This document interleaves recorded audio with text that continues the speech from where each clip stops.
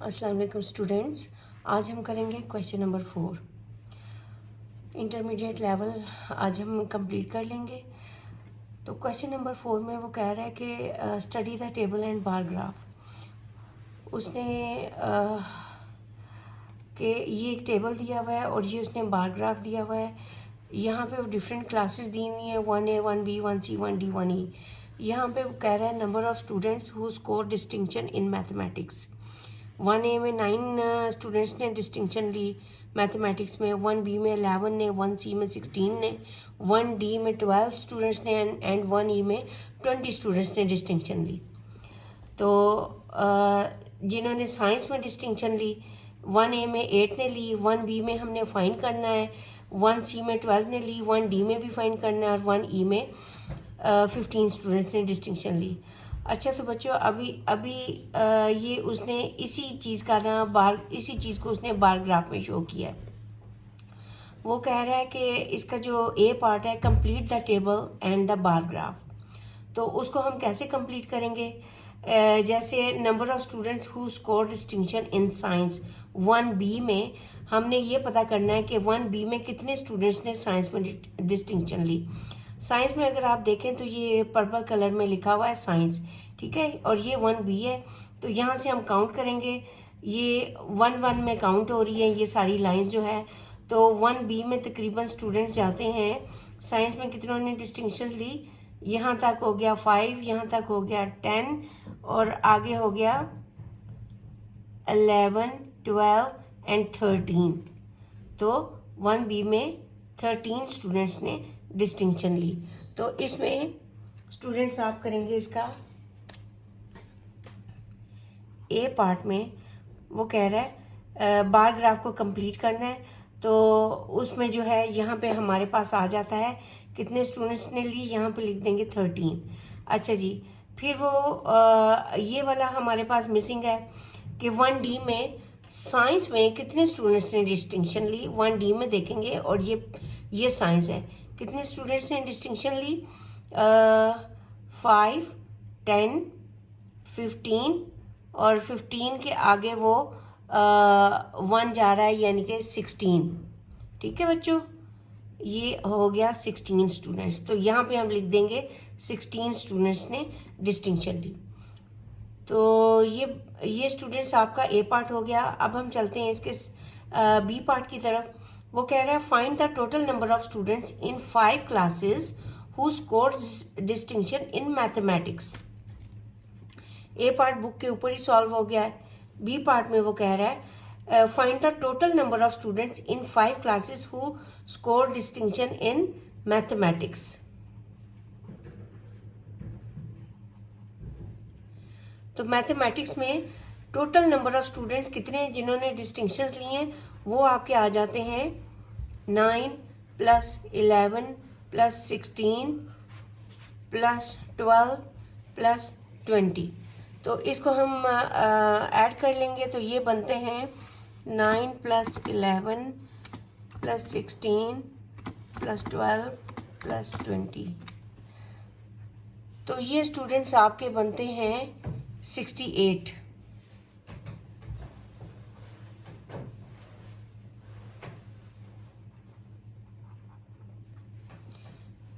ठीक हो गया। मैथमेटिक्स में 68 स्टूडेंट्स ने डिस्टिंक्शन ली।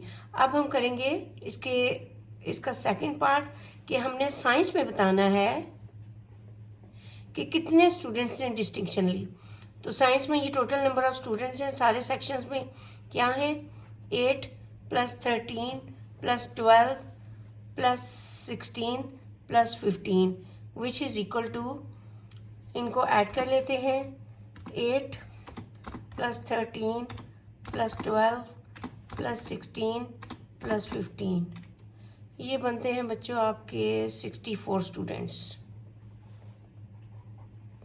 ठीक है, मैथमेटिक्स में 68 स्टूडेंट्स ने डिस्टिंक्शन ली और साइंस में 64 स्टूडेंट्स ने इन सारे सेक्शंस में distinction Lee.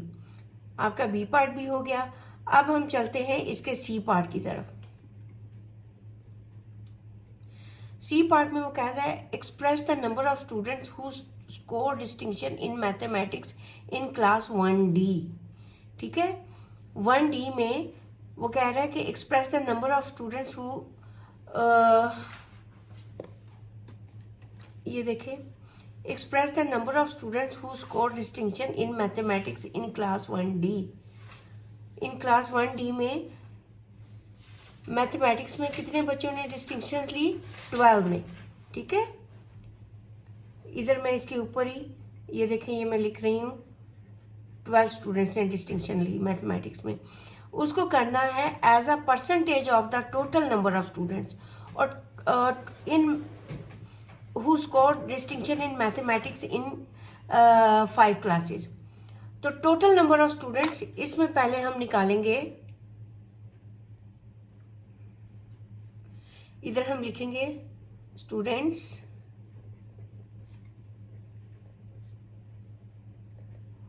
who score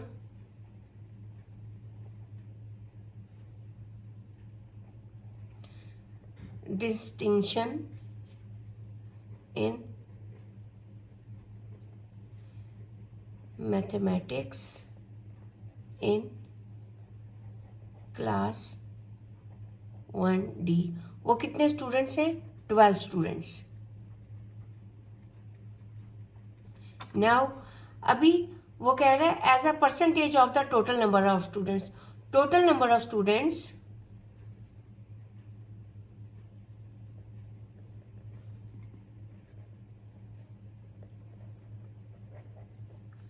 of students who score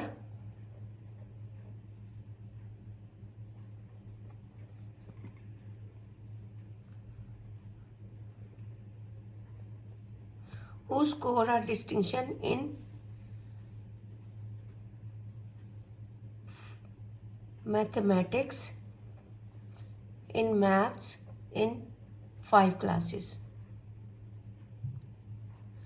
तो वो बनते हैं आपके, टोटल नंबर ऑफ स्टूडेंट्स आपके बनते हैं 5 क्लासेस में टोटल नंबर ऑफ स्टूडेंट्स बनते हैं मैथमेटिक्स में जिन्होंने डिस्टिंक्शन ली, वो बनते हैं जी आपके 9 + 11 + 16 + 12 + 20। इन सबको हम ऐड कर लेंगे, 9 + 11 + 16 + 12 + 20। तो ये स्टूडेंट्स आपके बनते हैं टोटल 68 स्टूडेंट्स। ठीक हो गया। अब वो कह रहा है कि आप एक्सप्रेस करें the number of students who score distinction in mathematics in class 1D, यानी कि इसको हमने शो करना है as a percentage of the total number of students. इसको as a percentage of the total number of students, तो यहाँ पे हम लिखेंगे रिक्वायर्ड परसेंटेज क्या होगी आपकी कि 1D में जितने स्टूडेंट्स ने डिस्टिंक्शन ली है उसको टोटल नंबर ऑफ स्टूडेंट्स के हिसाब से आपने इसकी परसेंटेज बतानी है। टोटल नंबर ऑफ स्टूडेंट 68 है मल्टीप्लाइड बाय 100। तो इसको जब हम सॉल्व करते हैं, मैं कैलकुलेटर से करूंगी, 12 मल्टीप्लाइड बाय 100 डिवाइडेड बाय 68। तो ये स्टूडेंट्स आपका आंसर आ जाता है 17.647। आपका जो पीछे बुक में आंसर दिया हुआ है वो 17 होल समथिंग करके आंसर दिया हुआ है। जब आप उसको भी आप कैलकुलेटर से करेंगे तो वो आपका यही आंसर आएगा। तो ये हो गया आपका रिक्वायर्ड आंसर। तो आई होप आपको समझ आ गया हो। तो स्टूडेंट्स अब हम नेक्स्ट पार्ट की तरफ चलते हैं। डी पार्ट में वो कह रहा है if there are 40 students in class 1D। 1D में वो कह रहा है अगर 40 स्टूडेंट्स हैं, फाइंड द परसेंटेज। इधर हम लिखेंगे, पहले लिखेंगे स्टूडेंट्स इन 1D। वो कह रहा है कि वो हैं 40। अच्छा, फिर वो कह रहा है find the percentage of the students in class who score distinction in science.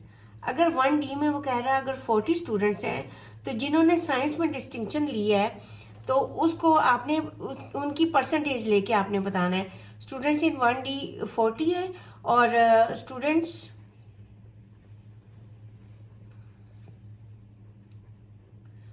Who score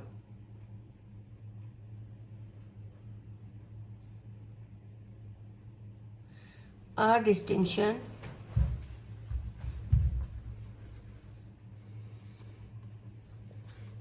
in science।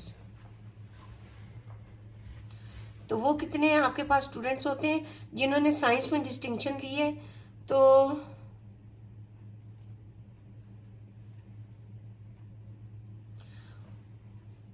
if there are 40 students in class 1D, find the percentage of students in the class। In the class यानी कि 1D की बात कर रहा है, who score distinction in science. तो science ये है, तो कितने स्टूडेंट्स ने 1D में डिस्टिंक्शन हासिल की? वो हैं जी 16। ठीक हो गया।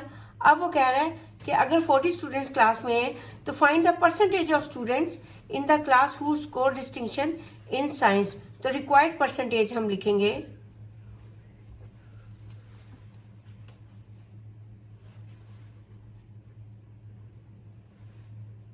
कि साइंस में जितने स्टूडेंट्स ने डिस्टिंक्शन ली with respect to total students in a class, जो कि उसने खुद ही दे दिया है कि वो 40 हैं। ठीक है, और इसकी परसेंटेज मालूम करनी है तो वो हमारे पास आ जाएगी मल्टीप्लाइड बाय 100। तो जब हम इसको सॉल्व करते हैं तो ये हमारा 1600 डिवाइडेड बाय 40, तो ये बन जाएगा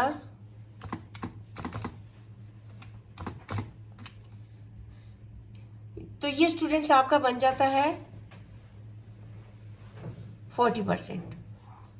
ठीक हो गया, यही आपका आंसर है। अब इसके डी पार्ट की तरफ कह रहे हैं, ई पार्ट जो है, ई पार्ट में वो कह रहा है कि is Salman correct to say that there are 35 students in class 1E, और इसको एक्सप्लेन भी करें। तो स्टूडेंट्स इसका जो ई पार्ट है वो कह रहा है कि is Salman correct to say that there are 35 students in class 1E।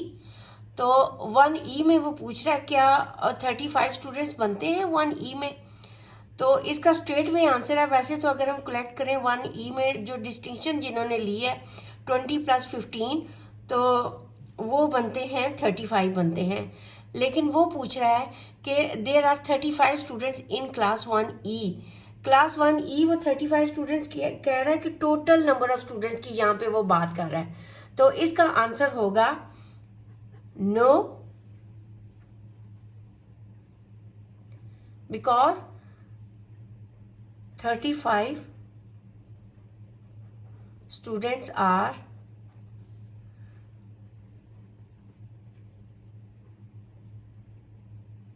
distinction holders। He is talking about total students। Okay, I hope आपको समझ आ गया हो। तो चलते हैं स्टूडेंट्स आप इसके नेक्स्ट पार्ट की तरफ।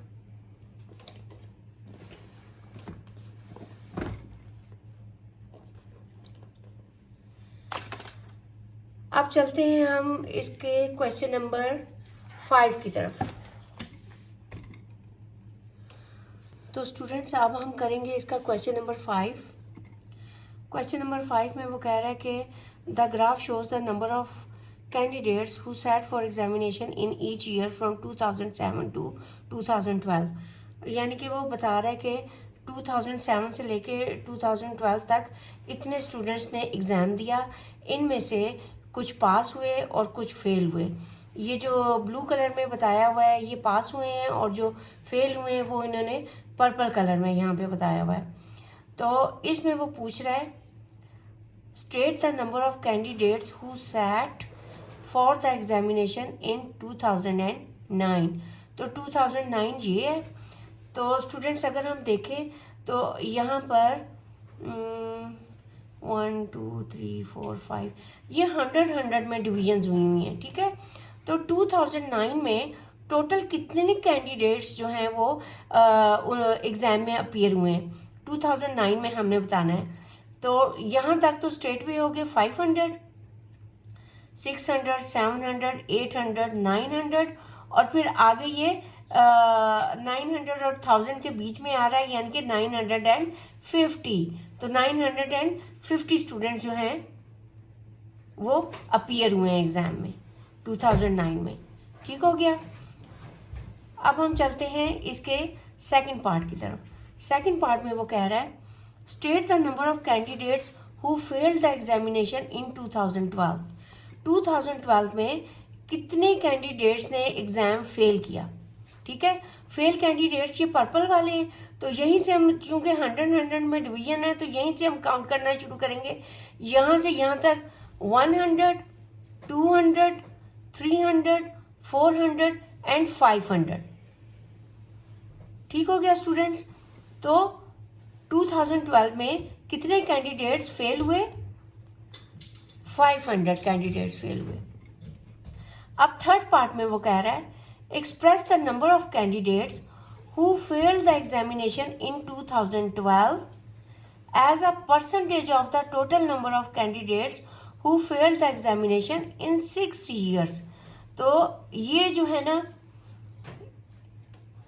पहले हम निकालेंगे कि number of candidates who failed the examination in 2012। इसका थर्ड पार्ट है क्वेश्चन नंबर 5 का। पहले हम निकालेंगे number of students who failed. तो वो कितने स्टूडेंट्स फेल्ड हुए इन 2012 में? 2012 में कितने स्टूडेंट्स फेल हुए? 1, 2, 3, 4, 5। तो वो हुए आपके 500 students.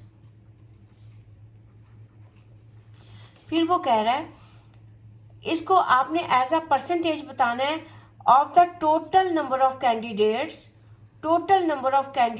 Who failed the examination in 6 years। तो अब हम पहले ये निकालेंगे टोटल 6 years में total number of candidates in 6 years, total failed candidates. Total failed candidates 6 years में कितने हैं?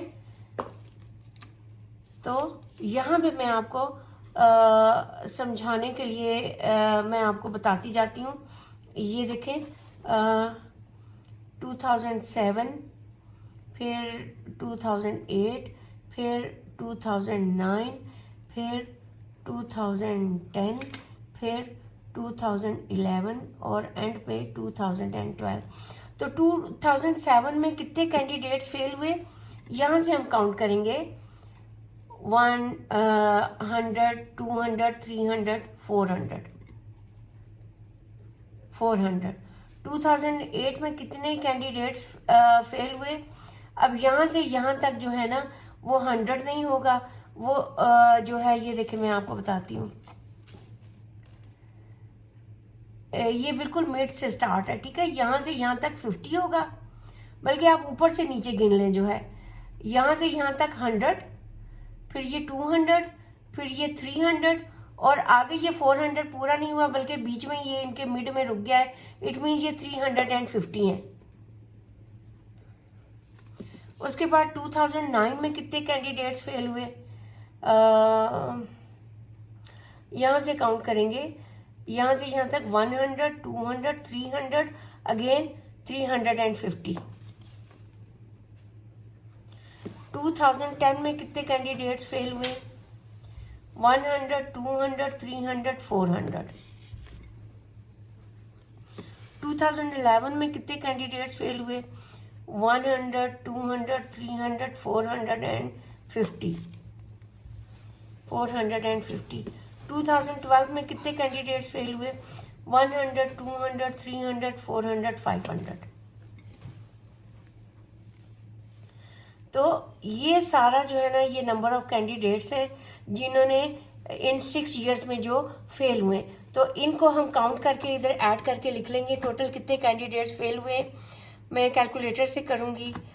600 plus 350 plus 350 plus 400 plus 450 plus 500, तो ये आगे आपके बन जाते हैं 2450 कैंडिडेट्स आपके हुए। ठीक है, अच्छा ये हमने कैलकुलेट कर लिया 6 इयर्स में टोटल कितने कैंडिडेट्स फेल हुए, और जो number of students who failed in 2012 वो भी हमने पहले निकाल लिया था। अब वो कह रहा है कि इस चीज़ को as a percentage of this thing, ठीक है, आपने करके आपने बताना है। तो आपके पास यहाँ पे आप यूं लिखेंगे,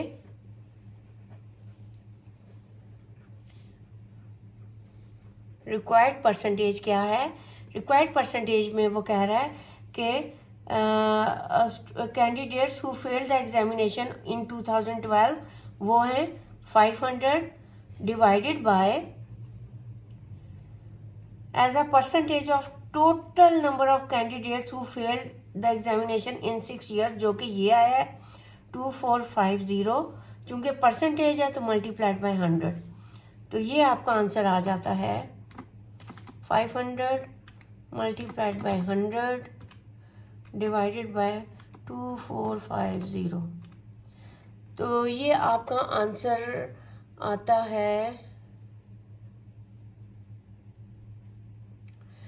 20.4%।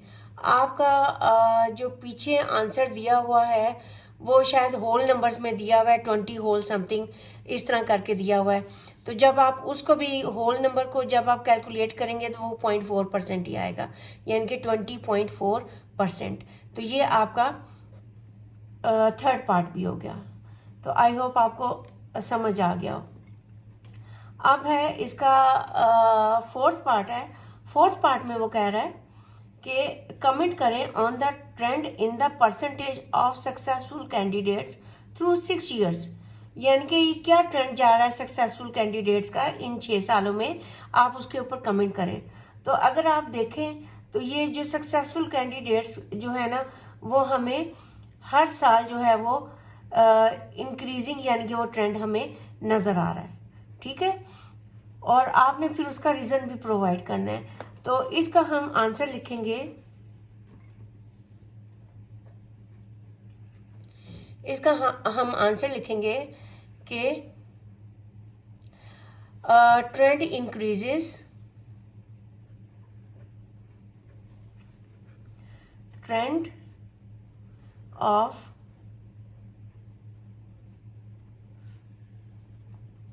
successful candidates increases। क्यों, वो कह रहा है रीज़न भी प्रोवाइड करें। इसका रीज़न स्टूडेंट्स आप कुछ भी लिख सकते हैं। ठीक है, कुछ लोग कहते हैं उन्होंने पास पेपर से हेल्प ले ली ये वो, लेकिन मैं समझती हूँ मैथ एक ऐसा सब्जेक्ट है जो कि सिर्फ पास पेपर के क्वेश्चन करने से आपको समझ नहीं आता। मैथ जितनी ज़्यादा आप इसमें प्रैक्टिस करते हैं उतना ही ज़्यादा यानी कि आपको समझ आता है। तो मेरे हिसाब से ये ट्रेंड इंक्रीज़ हुआ। क्यों, क्योंकि स्टूडेंट्स को हेल्प मिल गई सोशल मीडिया से। सोशल मीडिया पे उन्होंने due to good teaching skills, ठीक है, as they got help from social media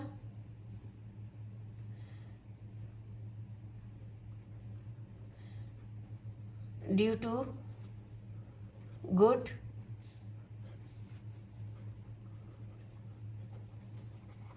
teaching skills.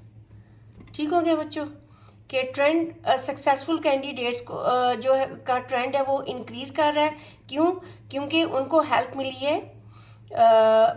मिली है, सोशल मीडिया से due to good teaching skills की वजह से। सोशल मीडिया पे टीचर्स मिल जाते हैं, कुछ कैंडिडेट्स ऐसे होते हैं उनको एक टीचर का समझ नहीं आता, समटाइम्स वो टीचर बदल बदल के देखते हैं, किसी ना किसी टीचर का उनको समझ आ ही जाता है। तो इस हिसाब से, मेरे हिसाब से सोशल मीडिया ने एक इस फील्ड में, टीचिंग के फील्ड में मेरे हिसाब से एक क्या कह सकते हैं, एक रेवोल्यूशन लाई है कि जिसकी वजह से बच्चों के रिजल्ट जो हैं इतने इम्प्रूव होने शुरू हो गए। ठीक है बच्चों, आई होप आपको समझ आ गया हो। तो अब हम चलते हैं नेक्स्ट क्वेश्चन की तरफ।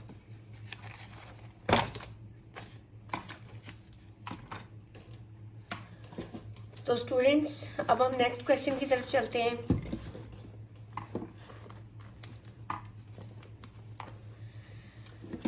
नेक्स्ट क्वेश्चन में वो कहता है, क्वेश्चन नंबर 6,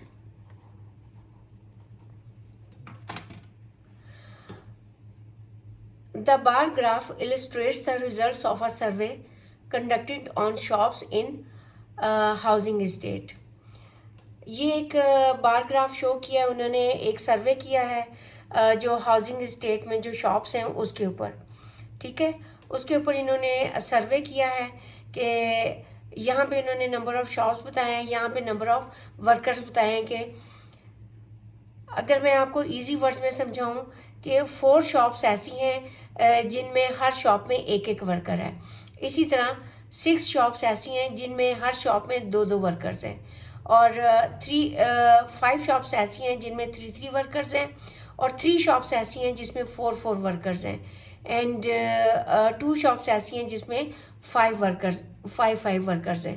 ठीक है, वो कह रहा है, इसका फर्स्ट पार्ट कह रहा है, find the total number of workers employed in the housing state. तो ये हम पेंसिल से इसके ऊपर ही करेंगे। टोटल नंबर ऑफ वर्कर्स जो हैं हाउसिंग स्टेट में, टोटल नंबर ऑफ वर्कर्स कितने हैं। ये 4 शॉप्स हैं, हर शॉप में एक एक वर्कर है। तो इसका मतलब है 4-1 द, मैं आपको इधर यहाँ पे करके दिखाती हूँ, फिर यहाँ पे लिख दूंगी। तो 4 शॉप्स ऐसी हैं जिनमें एक एक वर्कर है, तो वो हो जाएंगे टोटल 4 वर्कर्स। ठीक है, फिर हैं 6 शॉप्स ऐसी हैं जिसमें 2-2 वर्कर्स हैं। तो 6 multiplied by 2 is equal to, तो यहाँ पे आ गए 12 वर्कर्स। अच्छा जी, 5 शॉप्स ऐसी हैं जिनमें 3-3 वर्कर्स हैं। 5 multiplied by 3 is equal to 15 workers हो गए जी। फिर आ गया आपका 3 शॉप्स ऐसी हैं जिसमें 4-4 वर्कर्स हैं। 3 मल्टीप्लाइड बाई 4 12 वर्कर्स आ गए जी। अच्छा जी, 2 शॉप्स ऐसी हैं जिसमें 5-5 वर्कर्स हैं। 2 multiplied by 5 is equal to आ गया 10। तो टोटल वर्कर्स कितने हो गए, 4 + 12 + 15 प्लस इनको हम ऐड कर लेते हैं। 4 + 12 + 15 + 12 + 10, तो ये आ गए आपके 53 वर्कर्स। ठीक हो गया।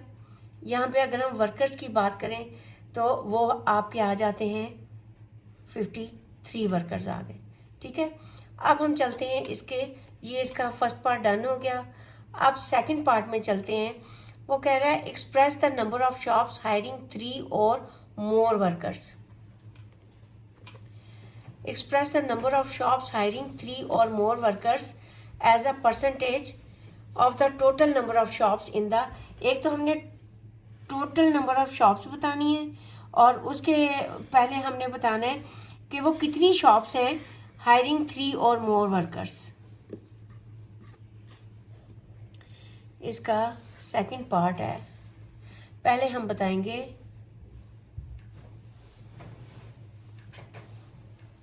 शॉप्स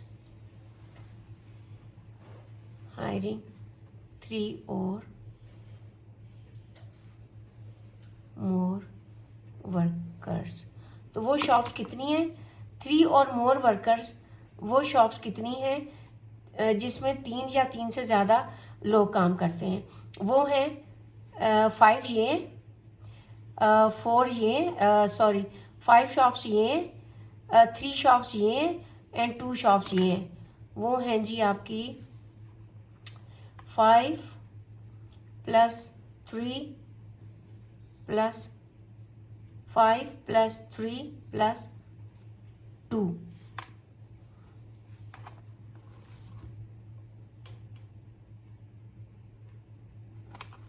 5 6 7 8 9 10, तो टोटल है आपकी 10 शॉप्स हैं, ठीक है। तो वो कह रहा है, और उसके बाद हमने बताना है total number of shops in the housing state. Total number of shops, तो वो टोटल नंबर ऑफ शॉप्स कितनी है, ये मैं इधर ही लिख रही हूँ। टोटल नंबर ऑफ शॉप्स आपकी बनती हैं 4 शॉप्स ये हैं, 6 शॉप्स ये हैं, 5 ये हैं, 3 ये हैं, 2 ये हैं। तो टोटल आपकी बन गई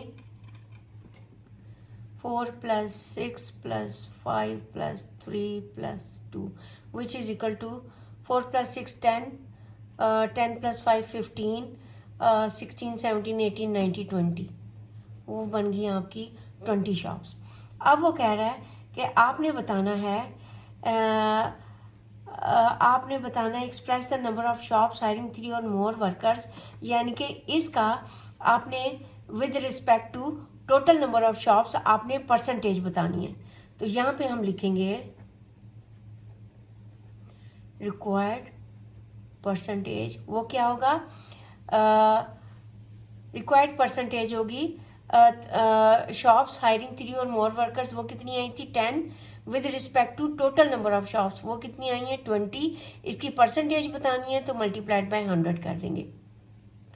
तो जब हम इसको सॉल्व करेंगे तो हमारा आंसर बन जाएगा, मैं अभी कैलकुलेटर से करूँगी, 10 मल्टीप्लाइड बाय 100 बन गया 1000 डिवाइडेड बाय 20, तो ये बन जाती हैं आपकी 50%। ये आपका आंसर आ गया।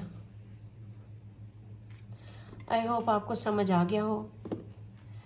अब स्टूडेंट्स इसके लास्ट पार्ट की तरफ चलते हैं। वो कह रहा है कि सजेस्ट वाई सम शॉप्स एम्प्लॉय मोर वर्कर्स देन अदर्स। इसका थर्ड पार्ट है, हमने बताना है कि कुछ शॉप्स ऐसी होती हैं जहाँ पे वर्कर्स बहुत ज़्यादा होते हैं, तो वो क्यों ऐसा होता है, तो जाहिर सी ऑब्वियस सी बात है कि जो है वहाँ पे कस्टमर्स भी ज़्यादा आते होंगे, ठीक है ना, इसीलिए उनको वर्कर्स फिर ज़्यादा रखने पड़ते हैं ताकि वो कस्टमर्स के साथ ज़्यादा अच्छे तरीके से वो डील कर सकें। तो इसका जो आंसर मेरे हिसाब से बनता है, to meet the demands of customers,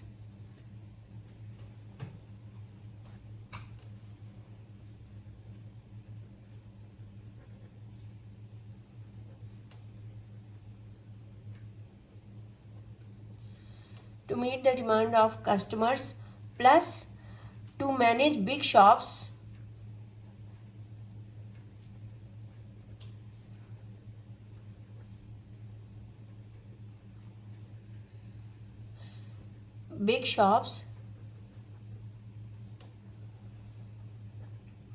they employ more workers। To manage big shops का मतलब हो गया कि जाहिर बात है अगर शॉप बड़ी होती है तो उस शॉप में जो सेल करने वाले आइटम्स होते हैं वो भी बहुत ज़्यादा होते हैं, ठीक है। तो एक थोड़े वर्कर्स जो है ना, अगर शॉप बहुत बड़ी हो तो वो यानी कि उनको वो मैनेज नहीं कर पाते, तो उन चीज़ों को भी मैनेज करने के लिए जो है उन्होंने ज़्यादा वर्कर्स रखे होते हैं। मसलन अगर टॉयज़ का सेक्शन है तो उसका वर्कर अलग होगा, अगर उसी स्टोर पे जो है मेकअप का सेक्शन भी है तो वहाँ पे वर्कर अलग होगी, और इसी तरह से हर डिपार्टमेंट के लिए अलग अलग वर्कर यानी कि वो रखेंगे। और जो है फिर जो है अगर कस्टमर ज़्यादा होंगे तो उनको वहाँ पे वो क्या कहते हैं, जो वो मनी का वो जो बिल शील वगैरह बनाते हैं, वहाँ पे मुझे अभी नाम नहीं आ रहा उसका, तो वहाँ पे भी जो है उनको ज़्यादा यानी कि जो है वर्कर्स बिठाने पड़ेंगे, ठीक है। इसका मतलब ये आ गया, ठीक है बच्चों, मैंने बहुत अच्छे तरीके से आपको समझा दिया है। यहाँ पे आपका इंटरमीडिएट लेवल कंप्लीट हो जाता है। तो अगर आपको फिर भी कोई इशू होता है तो प्लीज़ मुझे कमेंट बॉक्स में आप ज़रूर मुझे बताएं, मुझसे पूछें और मैं आपकी हर तरह से मैं हेल्प करूँगी। तो बेस्ट ऑफ लक स्टूडेंट्स।